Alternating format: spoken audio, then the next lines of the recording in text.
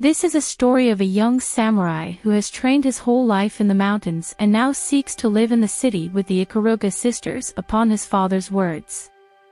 But as he tries to face the outside world, he is constantly clashed with duels and hilarious misunderstandings. But will any of this be enough to weaken his martial arts spirit?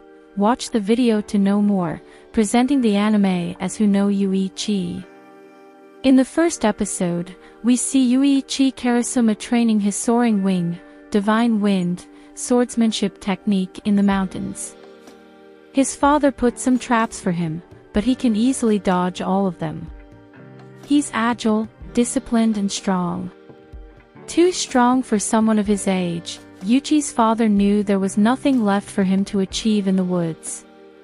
He surpassed even his father, so his father tells him to go live in the city where he can learn new things in different conditions for gaining experience. In the city, Yuichi was told to live in a dojo owned by the Ikaruga clan. They would help him since they too had inherited the same soaring wind, divine wind style. In the next scene, we are introduced to the one in charge of the dojo, Ibuki Ikaruga. She is the assistant instructor of the dojo and lives with her 3 younger sisters. The youngest of them, Kagome, helps Ibuki to prepare breakfast. Just then, an arrow from Yuichi's father hits their dojo's doorbell and Ibuki sees there's a letter attached to its shaft and tells Kagome to gather her elder sisters Ame and Kihara. Ibuki reads out the letter. It notifies them that there will be a stranger who is going to visit them and will live with these 4 girls. Ame bursts out hearing this. She asks various questions. Whereas Kihara was cool with it and even thought it would be safe with a guy around here, Yoinchin never flinched at his father's words, so he heads out to gain experience from the city. In the next scene, we see him awestruck by the magnificent view of the city. The people around him make assumptions about his attire, but Yuichi never pays any heed to it, as he was too excited about what was in front of him. On the bridge, Yuichi bumps up with Ryo, a delinquent tough guy. He mocks Yuichi and even disrespects his sword, compelling Yuichi to finally take out his sword and strike him, but it never touches him. The wind pressure was enough for Ryo to burst him into a corner. The whole crowd witnessed the strength of the samurai. Ryo remains stunned by what just happened. He felt Yuichi's power and skill. Yuichi never makes a big fuss out of it. He's already ready to move on, but a policeman handcuffs him and keeps him in custody, until Yuichi finally convinces them. He is a warrior from the mountains and came here to discipline his heart through the knowledge of the world. Ibuki and the girls are in a mall waiting for the late Yuichi. Bored enough, Ame, who is least interested in all of this, goes shopping. Kihara too makes her way out to the library section.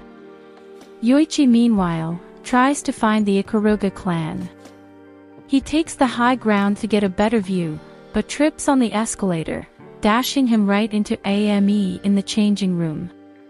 Embarrassed, Ame tries to get Yuichi out, but in all that struggle, it only leads to Yuichi grabbing Ame's cherry. Now that's a mishap.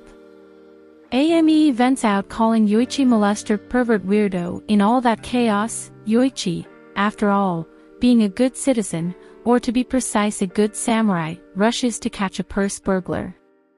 After rounds of mall stores, Yuichi collides with another beautiful girl's garments, this time none other than Kihara.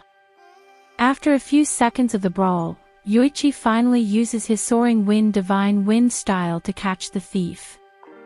His job is done, but not so fast as he sees Kagome crying. Yuichi, being the supreme savior, tries to find Kagome's elder sister Ibuki by judging people's cherry size in the mall. Later in the afternoon, Ibuki, who has already got the sense that Yuichi is the samurai she was looking for, comes to meet him at the bridge. She then takes him to the Ikaruga dojo, where she introduces him to the other girls. The girls are surprised to see the same samurai from the mall. They pass neutral comments to Yuichi, but not Ame. she still has her reason for doubt and calls him a pervert. Ibuki dislikes this thought and assures Ame that he is not a creepy person, but just like them who has honed the skills of soaring Wayne Divine Wind. The next morning we see Yoichi devotion to training. In a body clash, Ibuki finds a poem written by Yoichi of her cherry. Embarrassed and enraged, Ibuki smashes Yoichi out of the room, landing him in Amy's room where he gets enough shouts from Amy to rock the whole house out. A chaotic start for Yoichi, but all of this gets dismissed as he gets to know he has to go to school. Yoichi always tells the girls how he always wished to go to a school in the city, and now how much excited he is to be in one of the classrooms. Yoichi arrives at the school and her eyes fall on jealous Ryo, who is devastated by Yoichi being friends with the beautiful Ibuki. He surely wants to crush the head of the samurai. But the events at the bridge had already put enough stain on his toughness among his batchmates. Yoichi already popular. A ton of girls surround him. The youngster is living his life. But then comes a jealous Ibuki who takes Yoichi to a corner and tells him about the cons of a samurai being with these many girls. It's disrespectful of what skill he possesses. During a break, Washizu challenges Yoichi to a fist fight where he gets his ass kicked in front of the whole school. Washizu keeps his eyes down to the defeat, thinking he can never face up with Ibuki again. But as things turn out, Ibuki hands him a handkerchief for his bruises. Washizu blushes like a girl. Following this event, we see Yoichi in contact with the fever due to the sudden change in his surroundings and temperature. The four sisters, trying to take care of Yoichi, but Ame, as she has feelings for him, tries to do something special as she meets rice porridge for Yoichi. The fever creates a sense of realization for both Ibuki and Yoichi, as they apologized for their behavior and the impression they had for each other. Ame, seeing such a close knot between them, leaves the site at once with her cooked porridge. But Yoichi never overlooks that action of hers. He appreciates her for her care. Everything looks good for Yoichi and Akaruga girls. The ice has broken, creating space for trouble. Thus enters a cute shy girl Tsubasa Supreme, a transfer student to Yoichi and Ibuki class, whose main intention is to defeat Yoichi. But what's her motive for doing this, we'll soon find out. The answer lies just across the classroom, outside on a tree, as we spot Tsubasa's subordinate, Angela, diving Tsubasa to fulfill their mission. They have been hired by a certain man to kill Yoichi so that they can get the necessary funds and support to restore their school, named Swallow Benton. Out of the shadows, Angela is determined to accomplish what they have come here for. She triggers Tsubasa's fight mode by embarrassing her in front of a whole school and stripping her into lingerie. The swift, agile movements impressed Yoichi, but the fight never gets ahead. The delusional Washizu steps in and offers his jacket, as any gentleman would do, thus switching Tsubasa to her normal form. Yoshi won without a fight, but later in the afternoon, that woman named Angela came to fight with Yoichi. Warts flutter between the two and the blindfold on Angela finally wears off. Yoichi tells Angela that she should use her skills and techniques in good spirits and not concentrate on money. He also mentions how wrong she has treated Tsubasa, for the purpose. Angela apologizes to Tsubasa for her actions and starts to lead the normal life that Tsubasa wished for, moving to quiet Chihaya, who now is in a state of confusion as she is not able to find any ideas for her protagonist in her manga. So she goes to Yoichi and tries to tease him to test what kind of personality he truly entails. Don't worry folks, he didn't give up on those marshmallows.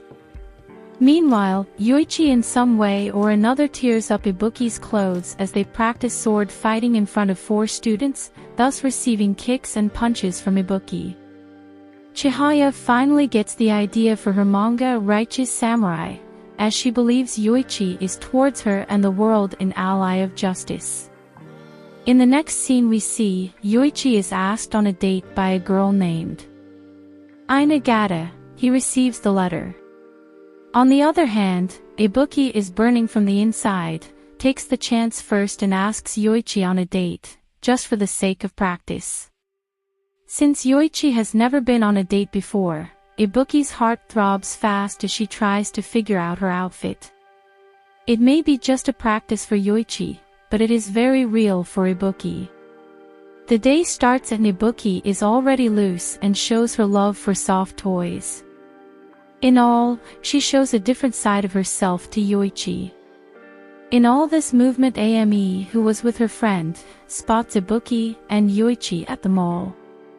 Kagomine too joined the party. They spy upon the two as they have moments of close connection at the mall.